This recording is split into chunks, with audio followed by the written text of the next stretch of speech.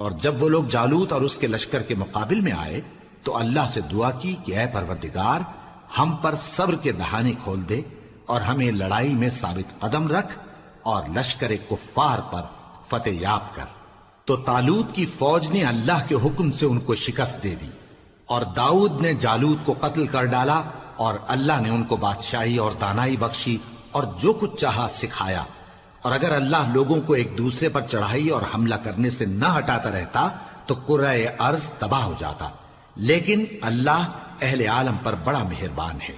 یہ اللہ کی آیتیں ہیں جو ہم تم کو سچائی کے ساتھ پڑھ کر سناتے ہیں، اور اے محمد صلی اللہ علیہ وآلہ وسلم، تم بلا شبہ پیغمبروں میں سے ہو۔ یہ پیغمبر جو ہم وقتاً فوقتاً بھیجتے رہے ہیں، ان میں سے ہم نے بعض کو بعض پر فضیلت دی ہے۔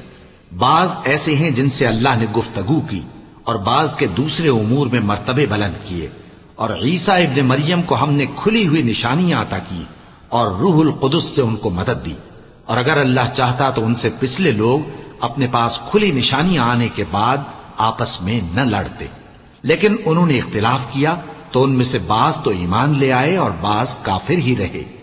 اور اگر اللہ چاہتا تو یہ لوگ باہم جنگ و قتال نہ کرتے، لیکن اللہ جو چاہتا ہے کرتا ہے۔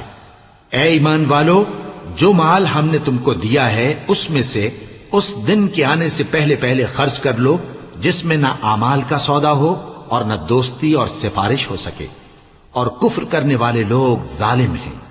اللہ وہ معبود برحق ہے کہ اس کے سوا کوئی عبادت کے لائق نہیں، زندہ ہے، سب کو تھامنے والا، اسے نہ اونگ آتی ہے نہ نیند۔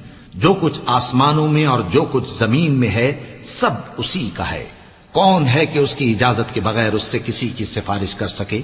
جو کچھ لوگوں کے روبرو ہو رہا ہے اور جو کچھ ان کے پیچھے ہو چکا ہے اسے سب معلوم ہے، اور لوگ اس کی معلومات میں سے کسی چیز پر دسترس حاصل نہیں کر سکتے۔ ہاں، جس قدر وہ چاہتا ہے اسی قدر معلوم کرا دیتا ہے۔ اس کی بادشاہی اور علم آسمان اور زمین سب پر حاوی ہے، اور اسے ان کی حفاظت کچھ بھی دشوار نہیں۔ وہ بڑا عالی رتبہ ہے، جلیل القدر ہے۔